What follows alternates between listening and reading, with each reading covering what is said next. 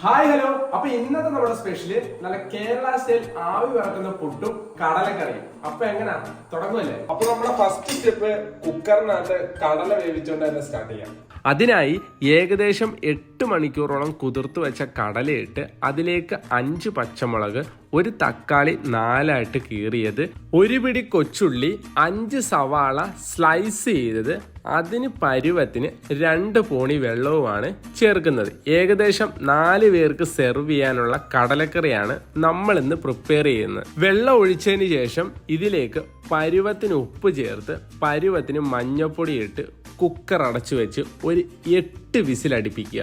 ഈ സമയം കൊണ്ട് നമുക്ക് കടലക്കറി ചെയ്യാനായിട്ടുള്ള മിസമ്പിൾസ് എല്ലാം ഓരോന്നായി സെറ്റ് ചെയ്യാം. പാചകം നമുക്ക് ഏറ്റവും കൂടുതൽ ഇഷ്ടപ്പെടുന്നത് നമ്മുടെ കയ്യിൽ സാധനങ്ങൾ കിട്ടുന്നതിനനുസരിച്ചിട്ടായിരിക്കും. അതായത് ഓരോ സാധനത്തിന് നമുക്ക് വേണ്ട ഇൻഗ്രീഡിയൻസ് നേരത്തെ തന്നെ നമ്മൾ സെറ്റ് ചെയ്ത് വെക്കുവാണെങ്കിൽ നമ്മുടെ കുക്കിംഗ് ഒന്നുകൂടെ എളുപ്പമാവുകയും ചെയ്യും. നമുക്ക് കുക്കിങ്ങിനോട് ഇഷ്ടവും തോന്നും. അപ്പൊ ഏകദേശം ഒരു 8 വിസിൽ അടിച്ചതിന് ശേഷം നമ്മുടെ കുക്കർ ഓപ്പൺ ചെയ്ത് ഈ കാണുന്ന പോലെ നല്ല ഫസ്പം പൊടിയുന്ന പോലെ കടല ഒന്ന് വെന്ത് വരുന്ന സമയത്ത് നമുക്ക് അതിൽ നിന്ന് ഒരു പിടി കടല എടുത്ത് സെപ്പറേറ്റ് മാറ്റുക. ഈ കടല എന്തിനാണെന്ന് വെച്ചാൽ നമ്മുടെ കടലക്കറിക്ക് കൊഴുപ്പ് കൂട്ടാൻ വേണ്ടി ഞങ്ങൾ ഷെഫുമാരും അല്ലെങ്കിൽ റെസ്റ്റോറന്റ് ഇൻഡസ്ട്രിയിലൊക്കെ യൂസ് ചെയ്യുന്ന ആൾക്കാർ ചെയ്യുന്നൊരു ടെക്നിക്കാണ്. ഇനി ഒരു ജാറെടുത്ത് അതിലേക്ക് ഒരു 2 പിടി തേങ്ങ തിരുമിയതിട്ട് നമ്മൾ നേരത്തെ വേവിച്ച് വെച്ച കടലയും ഇട്ട് അതിന് പാകത്തിന് കുറച്ച് വെള്ളവും ഒഴിച്ച് നന്നായിട്ട് കുഴമ്പ് രീതിയിൽ ഒന്ന് അരച്ചെടുക്കുക. ഇനിയാണ് നമ്മുടെ കടലക്കറിക്ക്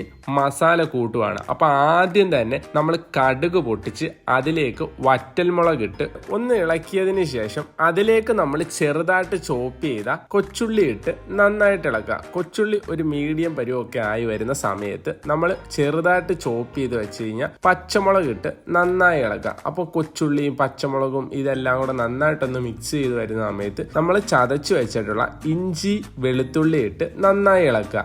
ഇനി ഇതൊന്ന് പരുവായി വരുന്ന സമയത്ത് നമ്മൾ നേരത്തെ ചോപ്പ് ചെയ്ത തേങ്ങയുടെ കഷ്ണം ഇട്ട് കുറച്ച് വെളിച്ചെണ്ണയോടെ ചേർത്ത് നന്നായി ഇളക്കുക. നമ്മുടെ തേങ്ങ ഒരു ബ്രൗൺ കളറായി വരുന്നത് വരെ ഈ ഇളക്ക് തുടർന്നു കൊണ്ടേയിരിക്കണം. തേങ്ങ ഒരിക്കലും അടുക്കി പിടിക്കുകയും ചെയ്യരുത്, ഒരുപാട് മൂത്ത് പോവുകയും ചെയ്യരുത്. അപ്പൊ തേങ്ങ ഒന്ന് സെറ്റായി വരുമ്പോൾ നമുക്ക് പൊടി ഐറ്റംസ് ചേർത്ത് കൊടുക്കാം. അപ്പൊ ആദ്യം തന്നെ മുളക് പൊടി, ഒരു 4 സ്പൂൺ മുളക് പൊടി, 2.5 സ്പൂൺ മല്ലിപ്പൊടി ചേർത്ത് നന്നായി ഇളക്കി പൊടിയുടെ കുത്തലൊക്കെ ഒന്ന് മാറി പൊടി കരിയുന്നതിന് മുമ്പേ തന്നെ നമ്മൾ നേരത്തെ അരച്ചു വെച്ച കടലയും തേങ്ങ അരപ്പൂടെ ഇതിലേക്ക് ഒഴിക്കുക. ഇനി നന്നായിട്ട് കടലയുടെ അരപ്പും ഈ നമ്മുടെ പൊടി ഐറ്റംസ് കൂടെ നന്നായി മിക്സ് ചെയ്ത് കുഴമ്പ് രീതിയിലായതിനു ശേഷം നേരത്തെ നമ്മൾ ബോയിൽ ചെയ്ത് വെച്ച കടല ഇതിലേക്ക് ഒഴിച്ചു കൊടുക്കുക. ഇനി നമ്മുടെ കടലയും മസാലയും കൂടെ നന്നായിട്ട് ഇളക്കി നന്നായിട്ട് വെട്ടി തിളപ്പിക്കുക.